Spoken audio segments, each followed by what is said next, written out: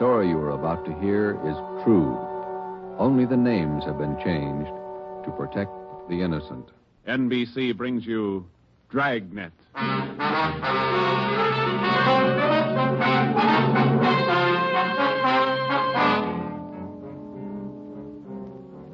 You're a detective sergeant.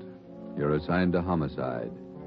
Somewhere in the tangled web of your city, there's a killer on the loose. A young woman has been brutally murdered. The weapon, a steel bludgeon. Your job is to get him. Dragnet, the documented drama of an actual crime, investigated and solved by the men who unrelentingly stand watch on the security of your home, your family, and your life. For the next 30 minutes, in cooperation with the Los Angeles Police Department, you will travel step by step on the side of the law through an actual case from official police files. From beginning to end, from crime to punishment. Dragnet is the story of your police force in action.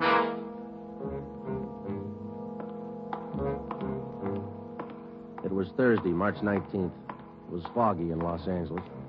We were working the night watch out of homicide detail. My partner's Ben Romero. The boss is Ed Backstrand, chief of detectives. My name's Friday.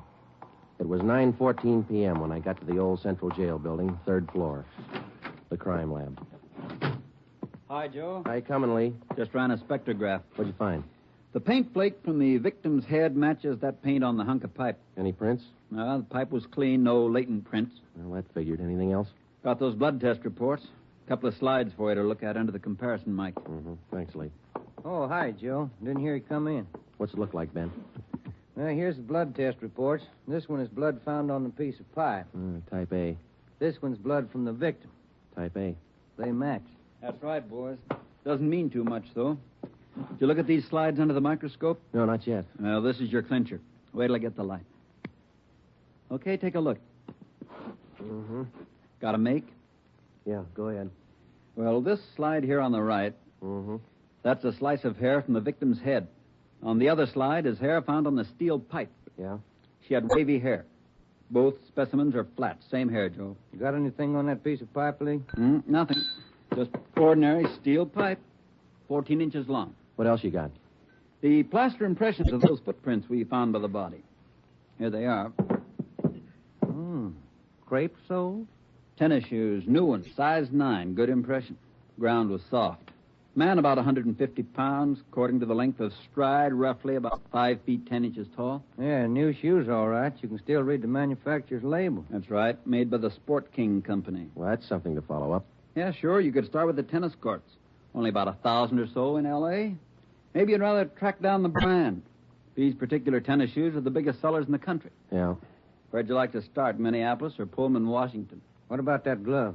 Yeah, you might look for a missing glove. Yeah. They go well with the shoes, just about as common. White cotton work gloves with a blue top. Here's the right glove. You find the left one. Blood on the glove? Type A. Well, that's good evidence, Jones, but where's the lead? Now, look, I don't ask you to pay my parking tickets. You want to see blow-ups? Okay. Right over here. Yeah. This is the vacant lot where they found the body. Yeah, that's right. Here's a close-up of her showing the location of the murder weapon, the glove, and the footprints relative to the position of the body. Looks as bad as yesterday. Sure did work her over, didn't it? The rest of these are morgue shots. Interested? No, I checked them this morning. Once is enough, Lee. Yeah, that winds it, boys. You want to go over the stuff in her purse again? You find anything more? No, nothing you haven't seen already. The usual. Makeup, comb, barrette. That's a hair clip. Mm-hmm. Few cheap stones in it. Loose change, a quarter, nickel, few pennies. Her ID card. Yeah. Helen Corday. 33 Naomi Place. Age 21. 21. That's not very old, is it, Lee? Not to die. No.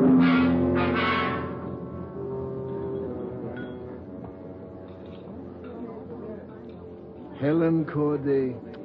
Who could kill Helen Corday? Why? Why do you say that, Mr. Meyer? People kill for money. They kill for love. Helen Corday had none of these. No boyfriend? Not in here. No, she was a good worker. 5 different waitresses the union sends me 1 month. 5!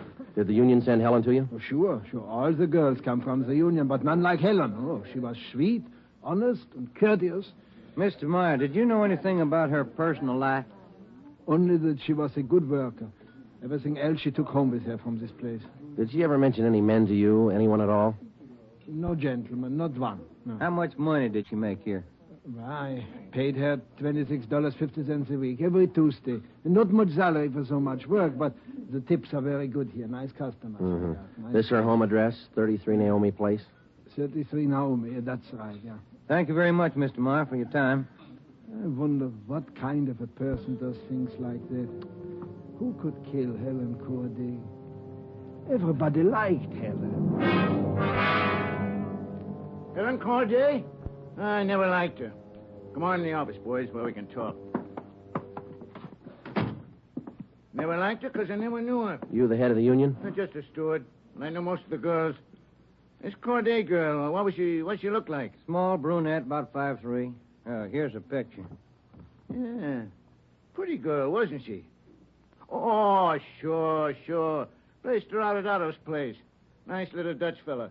Otto Meyer. That's right. He seemed to think quite a lot of her. Yeah, she was a fine worker. Oh, sure. Always right up on her dues. Paid all the assessments right on time. Thought you said you didn't know her. Well, not right off, I didn't, but when you showed me that picture there, placed her right away. You know anything about her personal life? Yeah, wait a minute. Why all these questions? Helen Corday was murdered last night. Oh. Who did it? You know anything about her personal life?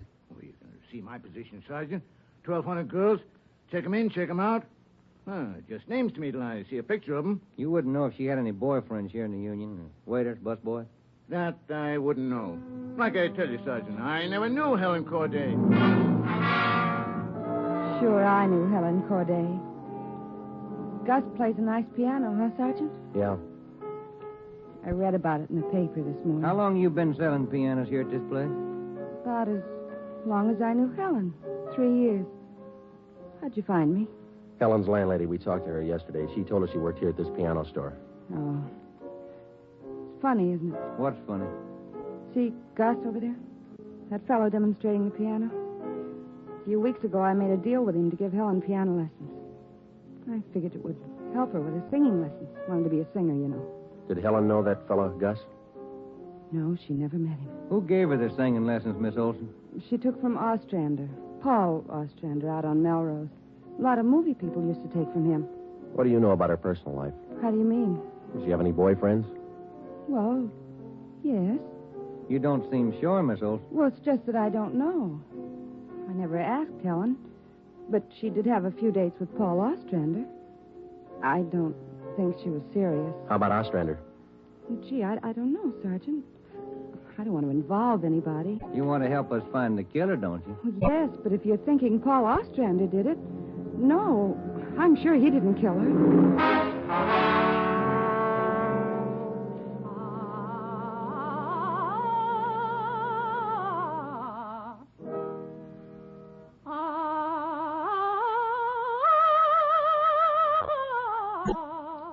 That's all for today, Victoria. No, gentlemen. I did not kill Helen Corday. You gave her singing lessons, Mr. Ostrander. You knew her pretty well? Yes, I gave her voice coaching for about 1.5 years. Helen showed a little promise. Not a great voice, a bad vibrato. You knew her pretty well? Why do you say that? Mr. Ostrander, didn't you used to take her out once in a while? No, I didn't know Helen socially at all. We know you had dates with her. That's not true. Only times I saw her was when she came here to the studio for lessons. You better tell the truth, Mr. Ostrander. We can prove that you've been out with her. Afraid of the publicity? Is that it? Certainly that's it.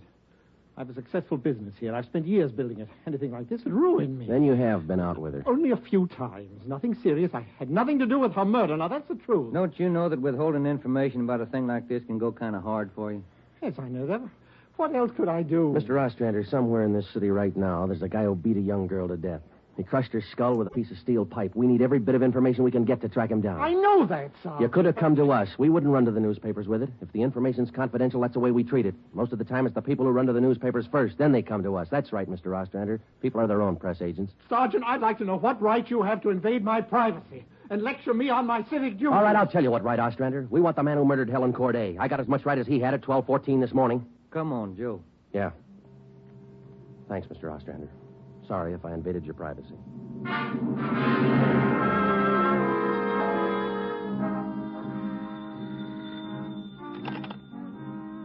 Chief of Detective's office. Helen. No, I'm sorry, ma'am. You got the wrong extension. Try 2511. You're welcome. Hi, Friday, Romero.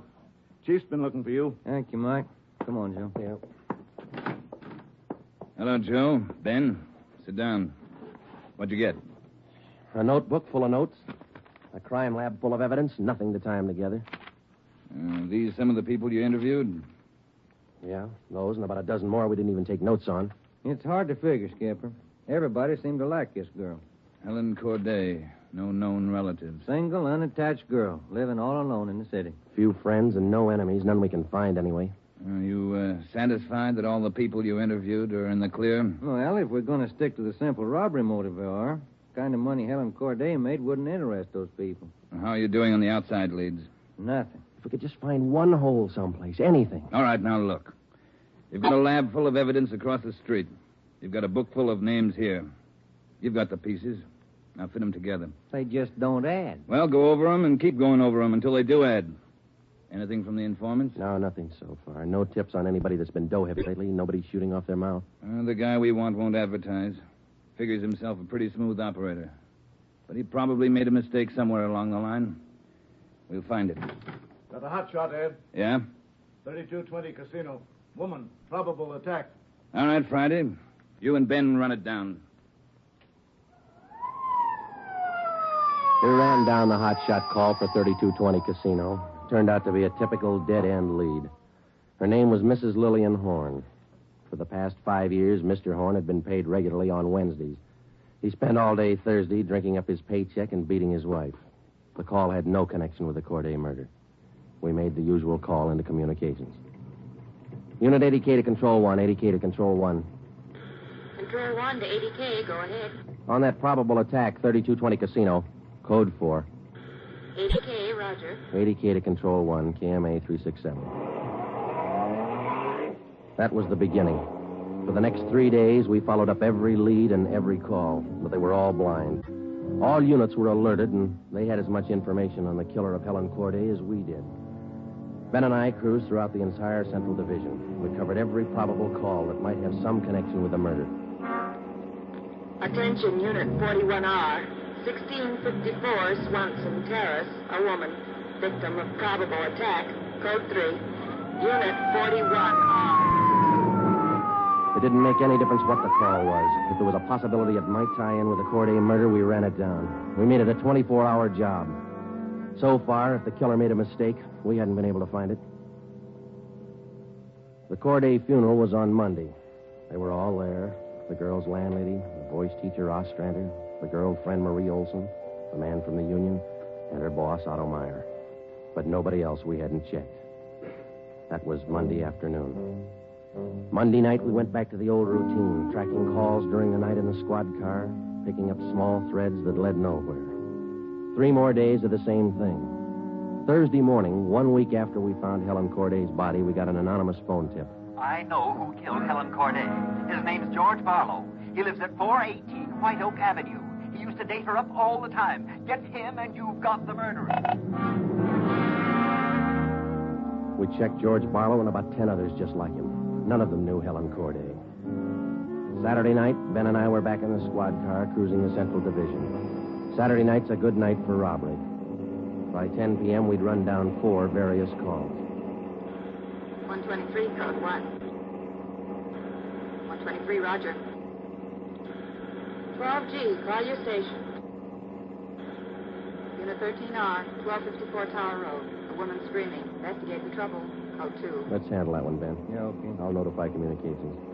Unit 80K to Control 1. 80K to Control 1. Control 1 to Unit 80K. Go ahead. On your 1254 Tower Road call, we're in the vicinity. We will handle. 80K, roger. 80K to Control 1, KMA 367. Let's go, Ben. Control 1 to 13R. Disregard your last call. Handled by 80K. Yeah, it should be right about here. Oh, here it is. 1254. That man who tried to kill me is running down the street there. Where? He's getting to that corner, see? He tried to kill me. Come on. Where'd he go, Joe? Turn right at the next corner. That's him up ahead. He's got a good lead on us. Hit the siren. He's gaining, Joe. Took a left at the next corner. Oh, he isn't going to stop. Close in as tight as you can, Ben. Down to the floor now. Swing out to the left a little. I'm going for his tires. Right. All right, that'll slow him down. Pull up on him. Yeah.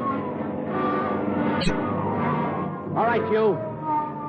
Keep both hands on that wheel and get over to the curb. Cover me, Joe. Right. Out of that car, mister. Shake him down. Hey, take it easy, will you? I haven't got a gun. Put the cuffs on him. Hey. Now, you boys work fast. What am I doing with the gas chamber? Just save that, mister. It's pretty rough treatment for speeding, you All right, come on, you. Look, I got a right to know where you're taking me. What's the charge? We'll let the girl tell you. What girl? You just sit there and be quiet, huh?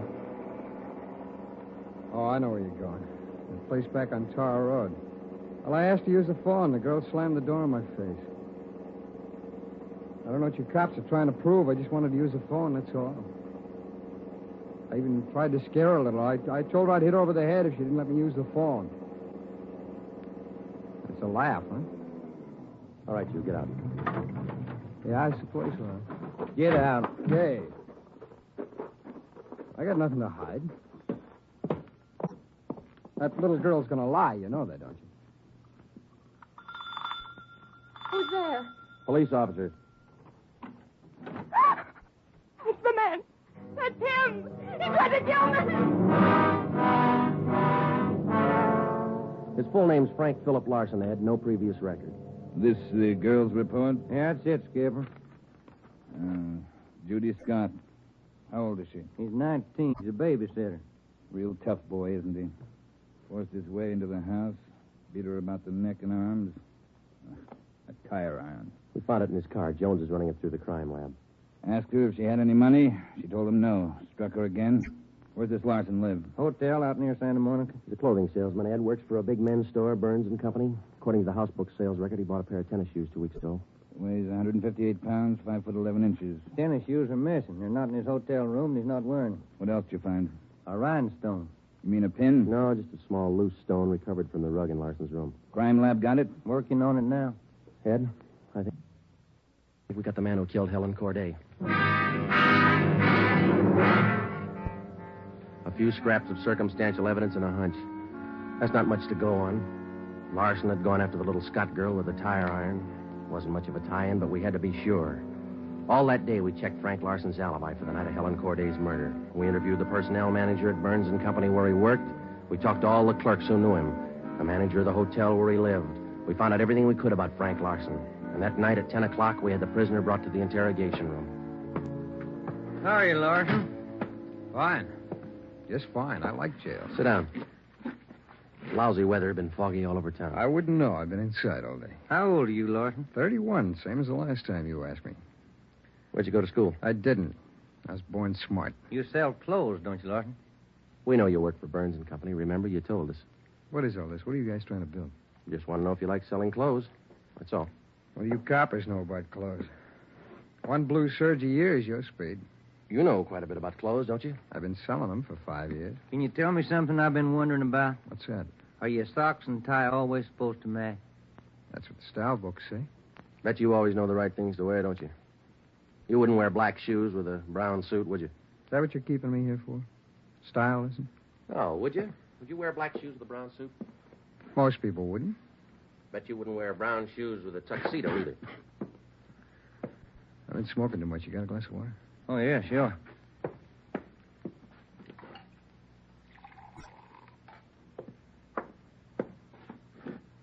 There you are, Larson. Thanks. That's good and cold. How about it? Would you ever wear brown shoes with a tux? Nobody would. That's a navy blue flannel you got on there, isn't it? Yeah. It's a good-looking suit. Stop around sometime. Get you a good deal.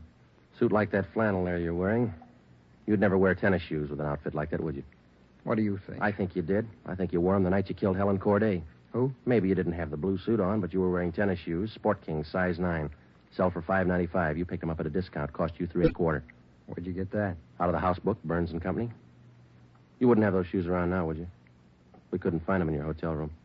Your boss, Mr. Craig, used to think a lot of you, Larson. Before you started drinking on the job, your commissions used to run pretty high up the last couple of months. What happened? That cheap rye get to you? Well, you two really nosed around, didn't you? When are you going to tell me what I eat for breakfast? Cornflakes, cup of coffee, donut, sometimes 2 donuts when you're hungry. Elsie waits on you at the Royal Cafe. She gets a dime tip. Can I have some more of that water? Help yourself, there's a cooler. They're good and cold. How about it, Larson? Where are the tennis shoes? They wore out. In 3 weeks? Can't be very good tennis shoes. No, they didn't wear out. What'd you do with them? You know all the answers. You figure it out. We know you bought the tennis shoes. We don't know where they are now. We know you had them, size 9. 3 feet from the body of Helen Corday, we found 2 size 9 footprints made by a pair of Sport King tennis shoes. We figured the man weighed about 150 pounds. You weigh 158. Figured he's about 5'10". You're 5'11". You come awful close to being the same build as the man who killed Helen Corday, don't you, Larson? And you wear the same size tennis shoes, same brand name. A lot of people wear 9s. It's the average size. They sell a lot of Sport Kings, too. Everybody wears them. If we could find your pair, might make a difference. Doesn't mean your tennis shoes made the prints by the body. Doesn't prove it didn't, neither. What'd you do with them, Larson? I threw them away. That's too bad. Might make a difference. No, what difference could it make? I threw them away, that's all. Now, how about the mate to this glove? I never saw it before. Found this right-hand glove by the body of Helen Corday. Just an ordinary cotton work glove. Everybody wears them. If we could find the missing left glove, why, might make a difference. Size medium. That's average, too, isn't it, Larson? I never saw work gloves. I wouldn't know. No, but you bought work gloves, haven't you? Not a pair of those. Mean like this, don't you? We only got one. What kind of work gloves did you buy? I didn't buy any. You just said you did. I never said I bought any work gloves. You bought tennis shoes, though, didn't you? I told you I bought the tennis shoes. Didn't I tell you I bought them? No, you didn't tell us. We told you. Found out from Burns & Company where you worked. All right, you told me. I bought them. You know that. Same kind of tennis shoes that made footprints by Helen Corday's body. It wasn't me. Then why won't you tell us what you did with them? I've already told you I threw them away. They were only 3 weeks old. Must have worn out awful fast. I didn't say they wore out. They got too dirty. No, you told us they wore out. Remember, Larson? I don't remember what I told you, but I don't have them now. We know you don't have them now. Where are they? He told us. They got too dirty. Right, Larson? Yes. Yes, that's what I said. Anyhow, you haven't got them now. No, I haven't got them now. All right, now, just for the record, Larson, which was it? Did they get too dirty or did they wear out? Whatever I said before. You said both before, Larson. All right, I said both. You haven't got anything on me. We got that little Scott girl statement from last night. She says you tried to kill her. She's lying. I told you she'd lie, didn't I? I only wanted to use the phone. She says you hit her with a tire iron. Did you hit her with that iron? No, I only tried to scare her. I didn't hit her with anything. Then how'd you get those marks around her neck and arm? Police doctor says they were made with that tire iron. I don't care what your doctor says. I didn't hurt her. Now, what do you mean, Larson? You didn't hurt her or you didn't hit her with that tire iron? Neither one. I just wanted to use her phone. How'd you know she had a phone? I didn't know if she had a phone. I just went up to find out. To find out what? To find out if I could use her phone. Thought you said you didn't know if she had a phone. I don't know anything the way you twist everything around. Sorry, Larson. We only want the truth. How about a cigarette? Yeah, I could use one. Here's the light. Larson, where were you Wednesday night, March 18th? How many times you going to ask me that same question? Just want to make sure we got it right. I told you this morning. I went to a show. I got out about 11, had a beer, and I went home. What time did you get home? About 11:30. Did you stay home? I went to bed. What'd you see at the show? I never remember the names. You ought to try to remember this, and it's pretty important. Well, it was a deluxe theater. It was Spencer Tracy and something. What was on when you walked in? The news. I never go in the middle of a picture. Neither do I. Spoils them for me. Yeah, that's right. The girl in the box office doesn't remember seeing you go in. She know. It was Keno night. There was a big crowd. Did you win anything? I never do. Anybody hit the jackpot? I don't remember. They give away a lot of money at those neighborhood theaters. I always remember who hits the jackpot. Well, all right, you do. I don't. Do you remember if anybody won the jackpot? I told you, no. Did they have a jackpot at that show? I guess they do. I don't know. You knew it was Keno night. You should know if I had a jackpot. Maybe they had a jackpot. I don't know. I went out for a smoke. You said the cartoon was on when you walked in. Why do you always twist what I say? I told you the news was on when I went in. You remember anything about the newsreel? It was 10 days ago. How do I know what was in it? I only know it was a newsreel. That's all. You're lying, Larson. We checked your alibi. The manager of the theater had to cut the newsreel Wednesday night because the show was running long with Keno night. You didn't go to the show Wednesday night, did you? All right, maybe I didn't. I don't remember. What's the difference? The difference is you could have been in that vacant lot the same night, the night Helen Corday was murdered. I didn't kill her. You can't prove I did. Interrogation room, Friday. Hiya, Jones. It did, huh? You're positive. Yeah, okay. Thanks, Lee. Sure you don't want to tell us what you did with those tennis shoes? I'm not going to go back over all that. I've told you guys all I'm going to tell you. You know how the Corday girl was murdered? How would I know? I don't know anything about it. She was on her way home from work, as usual, about midnight. Of course, you were home in bed about that time. But you didn't go to the show that night, Larson. On her way home, Helen Corday always took a shortcut across a vacant lot. She was about halfway through the lot when the murderer tried to grab her purse. She screamed and he struck her. Hit her several times with a piece of steel pipe 14 inches long. He beat her to death with that piece of steel pipe. Then he dropped the pipe in the right-hand cotton work glove. He left 2 footprints, size 9, Sport King tennis shoes. I know all that. Well, here's something you don't know. When the killer scooped the paper money out of that girl's purse, he accidentally took along a loose rhinestone. A stone that fell out of a cheap barrette in the bottom of her bag. He carried that stone home with him. When he reached in his pocket to pull out the money he stole from her, the rhinestone fell on the floor. So? We found that rhinestone on the rug in your hotel room. Well, I haven't lived in that hotel room all my life. Maybe the tenant before me dropped it there. No, not this one. We checked the cement that held it in that barrette. It matches the glue on the stone.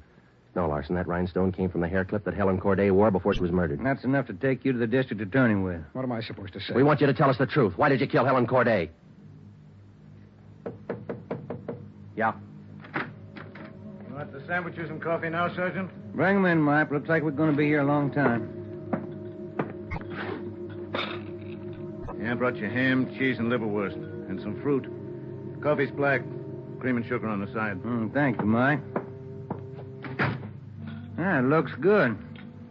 What kinds you want, Larson? Ham, cheese, or liverwurst? Oh, you're not hungry? Okay.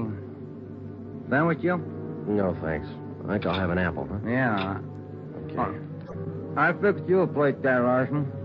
Coffee's right here. It's a fine apple. Nice and fresh.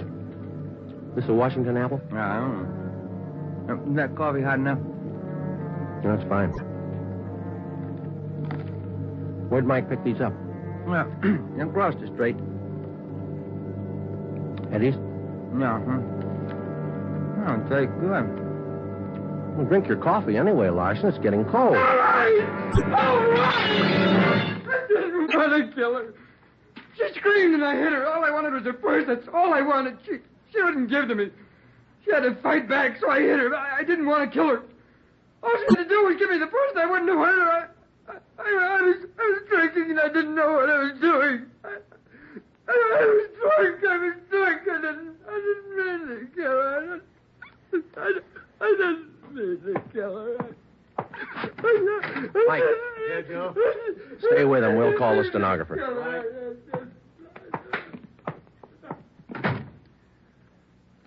See you tomorrow, Joe. Good night. Yeah. Sour racket, huh?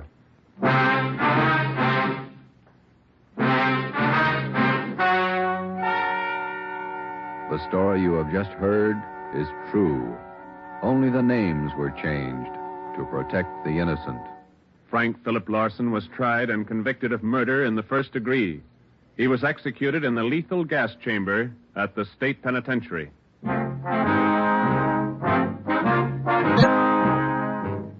You have just heard the fifth in a new series of authentic cases from official files. Technical advice for Dragnet is furnished by the Los Angeles Police Department. Tonight's program is dedicated to Police Officer Charles A. Brady of the Chicago, Illinois Police Department, who on the night of September 2nd, 1945, gave his life so that yours might be more secure.